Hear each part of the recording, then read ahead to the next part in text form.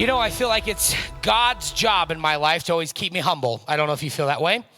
And often what happens to me is I can always tell I've been thinking too highly of myself. I've been getting a little full of myself, kind of getting too comfortable with how awesome I think I am. And I can always tell that that's happening because right around that same time in my life, God always forces me into a situation where I have to end up at a Walgreens. Walgreens, friends, the place where we're all equal. You see, I love Walgreens, and here's why. Walgreens is unlike Target in this way. We go to Target to look fancy and fun, right? We go to Target like, I'm going to go look at the Magnolia section. I'm going to be awesome. It's like our way of saying to the world, I have $70 I don't care about, right? That's why we go to Target. But Walgreens is very different. Walgreens is the place you go, and you're not trying to impress anybody. You're not trying to do anything. You know why? Because you and I often go to Walgreens when we're in trouble.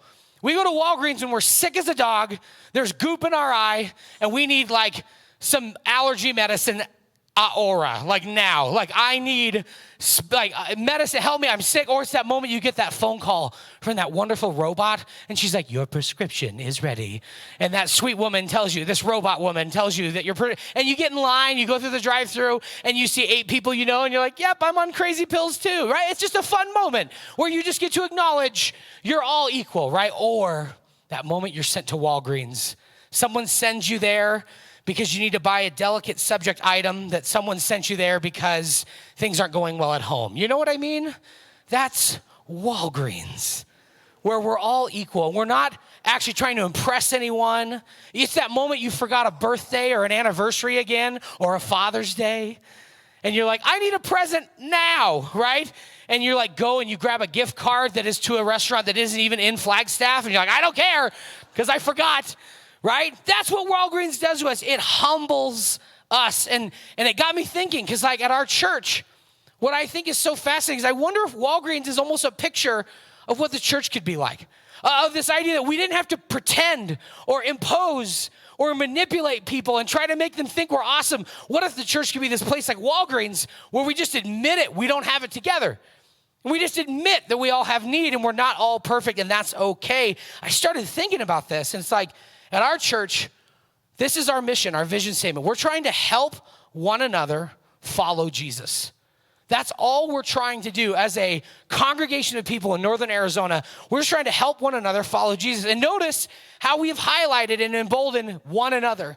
That's this series we're looking at. And we keep coming back to these little mini series throughout the year of just saying, let's find all the spots in the New Testament where someone tells us, pray for one another, forgive one another, love one another, and look at all the one another's, because what we know is that when we look at those, we study those, we see this incredible gift that we're given of like, if we were to do that, if we were to put that into practice, these one another's, we'd actually help each other follow Jesus. And that's all we're trying to do. And so today, the passage we're going to look at is found in 1 Peter chapter 5, verse 5. Here's what it says. It says, in the same way, you who are younger, submit yourselves to your elders. Now, here's what's been going on in the conversation before this verse. All you have is Peter, who's overseeing all these churches, and he's trying to write them a letter, and he was first talking to the older people, the elders, and he was like, look, just because you're wise and experienced at following Jesus, just because you know something, don't think that that gives you some power and authority that you should just be a jerk to people. He goes, no, when you look at younger people in the faith, he's like, see them as sheep without a shepherd and love them and care for them. Some of us, we have to remember, we see younger people and we see younger generations like they're a problem to solve or an obstacle to overcome. And we need to have this heart. And then what Peter does, he says what he says here in verse 5. He says, now, those of you who are younger, you're not off the hook. He's like, you need to also submit yourselves to these elders. Like, you need to see the harmony that can exist. What if there was a space in our society where age didn't matter, where we didn't judge and we weren't humble and arrogant about, well, you don't know as much as I know, and we didn't play that game. Then instead, we just submitted to one another. And then here's what he says, this brilliant line. All of you, clothe yourselves with, say the word with me, humility. Clothe yourselves with humility toward one another, because God opposes the proud, but shows favor to the humble. I like this imagery that he gives us about clothing yourself with humility. I love this imagery Because it's like he's saying, what if you were to look at your character traits and your behaviors like they were clothing you wore, right? Like some time ago, I guess hundreds of years ago, someone invented the rule that you have to dress up to go to church, right? And we all just conformed, like, yes, sir. We just did it. And we all dress up and look nice. And let's just be honest, it's not a vain thing. It's an American thing. We put a lot of work into how we look, don't we? Right? Only one person agreed, y'all lying, right? You're all lying, right? We put work into it. We pick clothes that are in style that we like. We do our hair certain way, and we care about how we look. But I wonder what it would look like if we had to wear our bad attitude. I wonder what it would look like if our humbleness was like clothing, our humility. I wonder what it would look like if our arrogance and our laziness and our bitterness and unforgiveness, I wonder if many of us on the outside look so nice, but our actual clothing is nasty, disgusting, filthy. He gives us this image. What if humility was like this beautiful clothing you could put on? I mean, when you meet a humble person, you know it because you like them. You're drawn to them like a magnet. There's something about them. You're like, I want to be like that, right? That's what he's talking about. And then look at that bottom of the verse. It's so interesting. He quotes Proverbs. And it's such an interesting line. Like, I don't know if you ever thought about this. What a weird, crazy, bold line in the Bible that God is actually against you if you're proud. That if you and I get to the point where our arrogance and our pride is like getting ahead of steam in our life, God will intentionally mess you up and work against you, right? Maybe some of us are here today and you're like, I just feel like God is messing with my life. He's messing up my plans. He's getting in the way of everything. And maybe it's on purpose. Maybe it is to get you and I and our attention because we're a little full of ourselves and we need to be humbled. Now, either way you slice it, obviously you're in a church today. You know that people are like, you should be humble, right? But you know what else? The business world and the world of leadership loves humility. They love talking about it and going to expensive conferences and telling you how you should be humble. In fact, Patrick Lencioni, he's one of the world's premier writers on business leadership today. He's the kind of guy that has like 15 books at an airport bookstore, like on the front. It's like leadership, hoo-ha, that whole rack that you've seen. And he says in his book, The Ideal Team Player, there are only 3 essentials needed to being an awesome team player. The ideal leader at any business or organization. He says, here's the 3 things you need. Number 1, be humble. Number 2, be hungry. And number 3, be smart. And when he says hungry, by the way, he's not talking about like, I want tacos. He's talking about be like passionate, be like you want more, you want to do more. But he says step 1, the essential ingredient of being a great team player, a great leader in business or any organization is to be humble. Now that sounds wonderful to me. I don't know about you. Like, I love it. I always just hang out with single people all the time before I was married and before I was dating.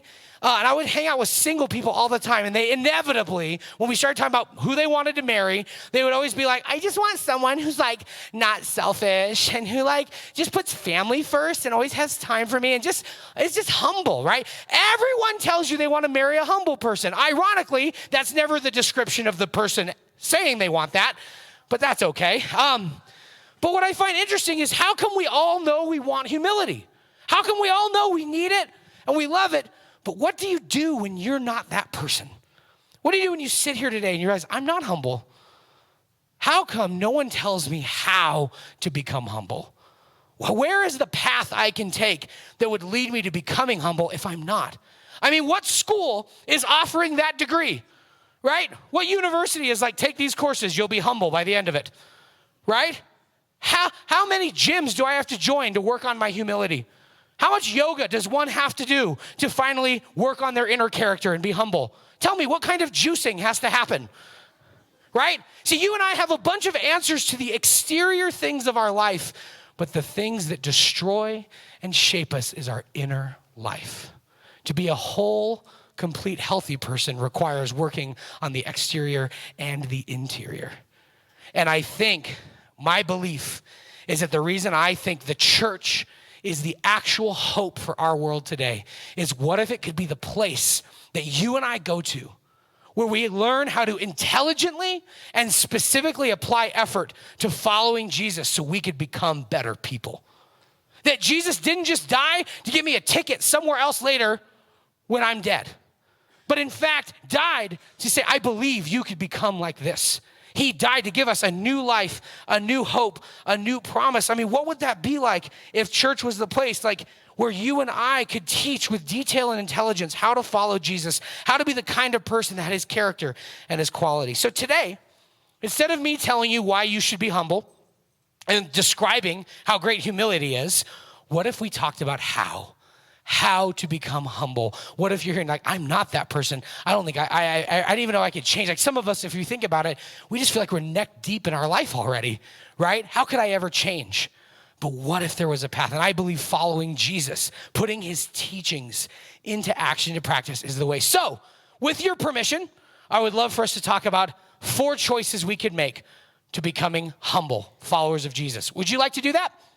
Great, here we go. Number 1, I believe the first most basic step is we have to direct and redirect our thoughts to Christ, to God.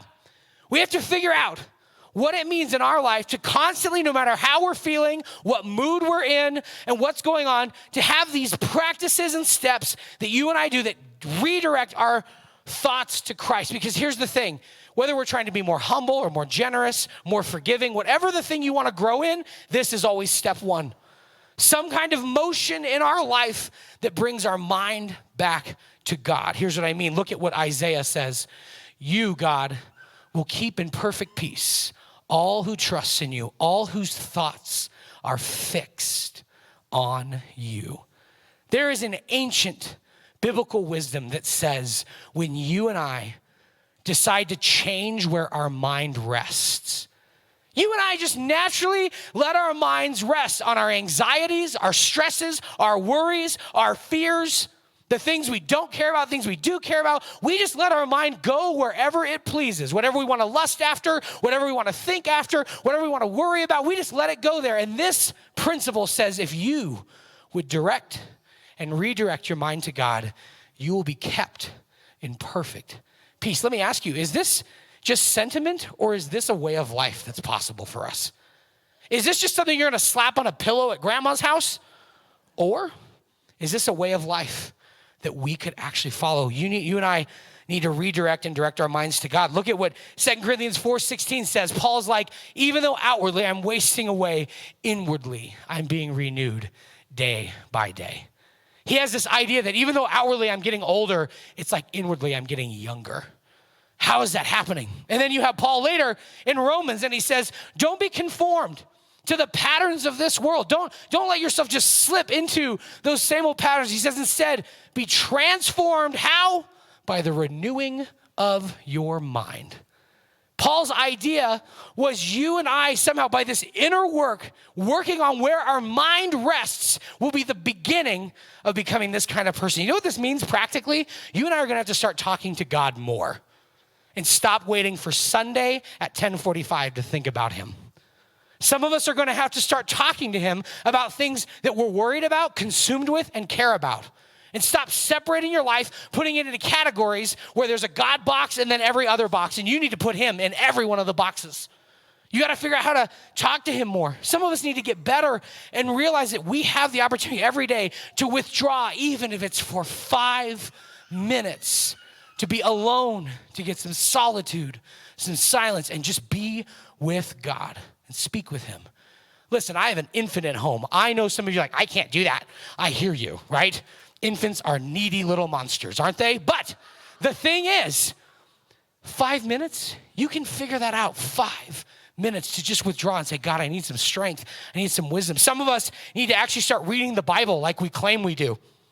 And we need to start actually looking at it and not reading it like a checklist, like I got to get that done, but actually looking into it. And so before you read it, pray, God, would you help me? Would you give me something I need today? Some of us need to realize that we have a musical talent. You play an instrument, you have a vocal talent. You need to use that as your way of redirecting your mind to God every day. You have that gift and that skill. Some of us, on the other hand, we just like our headphones, right? And we like to listen to people who are good with music, and we can use that. We don't need to act like, oh, we only do worshipy Christian music stuff at church. You can integrate that into any part of your life. We need to practically figure out and realize that humility, or whatever thing we're working on, humility starts with proper posture. and the acceptance of where you really stand. You and I are sons and daughters of God. And until you let that be the place you start and where your brain rests, you will never experience the blessing of following Jesus. You will always just be at the whim of where your mind is resting. Proverbs chapter 3, 5 and 6 says, trust in the Lord with all of your heart and do not lean on your own understanding of things. And in all your ways acknowledge him and he will direct your path. We need to realize step one is direct and redirect our thoughts to Christ. Now, by the way, the next 3 steps I'm going to give you, next 3 choices I'm going to say things really fast. So if you're like a note taker and you want to really work on humility, or you just care at all to pay attention, or if you want to pull up the app on your phone, we have the sermon notes there. You might want to take photos of these things. I'm going to say stuff fast, so I want to make sure you have that warning and disclaimer, okay? Choice number 2, if you want to really become a more humble person, clothe yourself with humility, we need to start trusting positive intentions. Here's what I mean by that. You and I have become people who are consumed with presuming things about people and situations. We are obsessed, aren't we, with being fortune tellers and doomsday predictors, right? Aren't we obsessed with that? I bet you some of you today already, when something didn't go well this morning, you've already looked at someone and said, I told you so. Why didn't you believe me? I was right. I knew that would happen. Why do we get any sense of pride in being the person in the room that when something goes bad, and instead of saying, oh, I'm sorry that happened, how can I help? Our first response is, I knew it. What pride do we have in being right? What badge do you and I get? You and I are consumed with presuming and being the predictors. Look at the story of David. In 1 Samuel 16, they've lined up all these boys who are in the same family and like, who's going to be the next king in Israel? And they lined up all the burly men like, I'm muscly and I have a beard and I'm a warrior. And it's all the guys that you would assume because they're mighty and powerful on the outside that they should be the king. And God's like, nope, I picked David, the runt of the family, the little guy that no one notices or cares about. And they're like, why, God? And God says, because you look at the outward appearance, but God looks at the heart. You and I are addicted to presuming things about people based on the exterior, and we don't instead look at the deeper things of life. We need to quit making snap judgments, hasty conclusions, and negative assumptions all the time. We've got to quit that so quickly. Some of us are like, smoking is bad, right? We would tell someone, quit smoking right away. But some of us need to realize just because you don't have a nasty habit like smoking, you need to quit being negative because it's killing you and it's destroying your life and your family. Your hasty conclusions, your snap judgments are creating atmosphere of anxiety. Anxiety is born in the incubator of our presumptions about the future. Your anxieties are born in all these thoughts you're having about the future, and you've not acknowledged God in any of it. So what you and I get to do instead, to be humble, is we just start trusting positive intentions. We start using our imagination, who's really good at inventing all the ways things could go wrong, and switch that and go, what about all the things that could be right? Maybe the next time someone wrongs you or does something bad, maybe you get creative and go, hey, instead of assuming they're against you, that they hate you, that they're mad at you, that they're out to hurt your feelings, what if you were like, hey, I'm going to assume they didn't know no better. I'm going to assume they have a story, a past, or they just didn't understand because they're just like you, and they maybe want some grace. We must stop presuming that everyone has negative intentions towards us. It's going to save your marriage, some of you. It's going to save your relationship with your kids, some of you, because you're giving up on this negative intention thing, and you're going to start trusting positive intentions. That's choice number 2. Choice number 3 on the path to humility, stop being a poser. That's right, a poser. Man, when I was in middle school, I started skateboarding, and my biggest fear was being called a poser because we all in the skateboard crew decided, hey, bro, if you ever see a dude who's wearing skater shoes or skater shirts and they don't have a skateboard, they're a poser.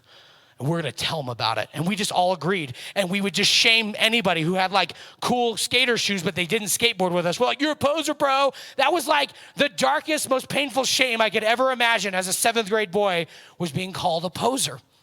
And we act like that's something that kids do, right? But you know what's funny is as adults, we don't stop. We don't stop posing. In fact, what's so interesting is like last time someone asked you, hey, did you see that movie? And you don't want to look stupid, so you're like, yeah, that was a great movie. Right? Why do we do that? That's like a little white lie, I get it, but why do we do that? We're posing. Or it's like that guy who's like, hey, did you see the big game last night? And you're like, I was watching Dancing with the Stars last night. But you don't want to look like that guy in the locker room. So you're like, yeah, big game. Those points were crazy, right? Why do we pose? We do this all the time. We have these moments where we want to claim inside knowledge or skills, but we don't really have them. We want to make rash promises that we're unable to keep because we want to win someone's affection and look better. We're attempting to appear more than we are, more than we're capable of, like when we were kids, trying to impress our friends. And honestly, we haven't given up since.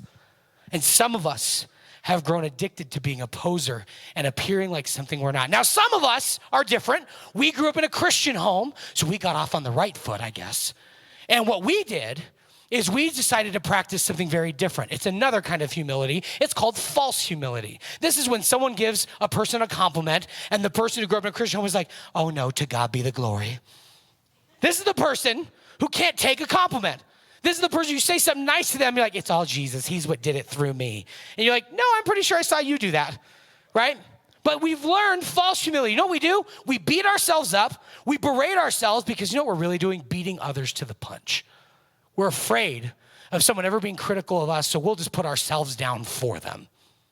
And you and I walk around with false humility. We put ourselves down. We beat ourselves up. And all the while, as we do that, we wonder why we can't have healthy relationships later in life. Because we can't even take honest praise of ourselves. You know what humility really is? Humility is simply representing the truth. You own or claim nothing more than what is honest about you. Can we just take a deep breath for a minute and realize how liberating it would be if you and I could be content with the truth about who we are, about who we're not, and we could just own that and be okay with that and not feel like we have to hide or pose or run. We could live a life. Jesus invites us to a life that is a what you see is what you get lifestyle. Integrity comes from a mathematical term, integer, which means what? Flashbacks to 5th grade math class. One whole number. You and I could be one whole person, healthy, not just on the outside, but on the inside. Fourth choice we can make, maybe the hardest one of all, we need to allow freedom. We want to be humble. We have to allow freedom. Humility is what happens when you and I place our confidence in a higher power, a higher presence, not our own. It's not in our ability to make outcomes happen. It's not making people do what we want them to do, but it's trusting in God, waiting on God, and knowing that He's already working and I'm just going to put my hand on what He's doing. We know ultimately people in our life and the situations in our life are not ever actually in our hands, and we trust them to the greater hands, to God's hands. Many of us today in this room, you're experiencing stress, anxiety, pain, and heartache because you've been trying to force people in your life to do what you want them to do, and they're not. And so you know what you and I do? When we don't get our way, we become mean, we become nagging, we become critical, and we create an environment that's so hostile to live in, those people will have to change, right? And it's not working. And so you and I just look meaner and more critical and nagging. Some of us have gotten to the point when trying to manipulate people that we're raising our voice too often. And we're yelling at people we love. And some people have gotten so far into this that they use violence to control people in their life. And I think this is a good moment to say something, that if you are here and you have someone in your life that you're connected to, in a relationship with, and they use physical violence towards you, today is the day you leave. Just because you're at a church, do not think that just because we believe divorce is not God's best for a marriage does not mean that today you should stay in an abusive relationship. If you need to leave, today is the day. This is for you. And you need to get out of that house. You need to get out of that relationship. This is your moment because that person can't control you anymore, and they've come to the end of their ropes, and they've decided to hit and to use violence. But you and I, that's not the life. No one wakes up any day wanting to be that person. I mean, who wakes up in the morning like, I can't wait to become a nag, right? I can't wait to become a critical, mean person, right? I can't wait to be abusive with my words and yell at people all the time. Nobody decides that. We slip into it. And I think what you and I are learning more and more, what we're trying to say is that when you and I intentionally, with specific, intelligent effort, follow Jesus, put his teachings into practice, these are the kind of things we do. We allow freedom and we create space. You know, Jesus is the kind of person who allows freedom for all of us equally. He even allows you to make mistakes. He even allows you to sin because he doesn't want you to be led somewhere you don't want to go. He won't force you into this. He wants you to want it and to know it and believe it. Jesus believes, despite the freedom you and I have, that you can become his follower, the kind of person who truly knows God, who has eternal life. You and I need to be allowed freedom to think, freedom to choose, and to create our own conclusions. A humble person is simply this: someone who's not obsessed with control, someone who has freed themselves by placing their confidence in God and not their abilities. And so with that thought on our mind, you're going to see the ushers walking down the aisles right now. They're going to pass elements for this beautiful tradition, this ritual Jesus gave us called communion, the Lord's Supper. And all I ask is you take the element and you just hold on to it for a minute. Wait till the end. We'll take it together at the same time. But I want you to remember that this little piece of bread and this cup represents Jesus, who humbled himself for us, who said, you could either put your trust in your abilities or you could put your trust in me. And you and I get to become like Jesus himself, dying on the cross, who says, Father, into your hands I commit my spirit. You and I have to trust that at some point in our life, we're either going to keep holding on to these things or we're going to say, Father, into your hands I commit that person, that situation. This is a moment in our service where we just invite you to take this bread, take this cup, hold on to it. Remember Christ, who humbled himself for us and who has invited us to place whatever it is, our sin, our failure, our mistakes, our struggles, our anxieties, our fears, everything, to place them in his able hands. So what I would invite you to do in this space was give you some quiet, acknowledge God where you are, connect with God where you are, and at the end of that time, we'll share communion together.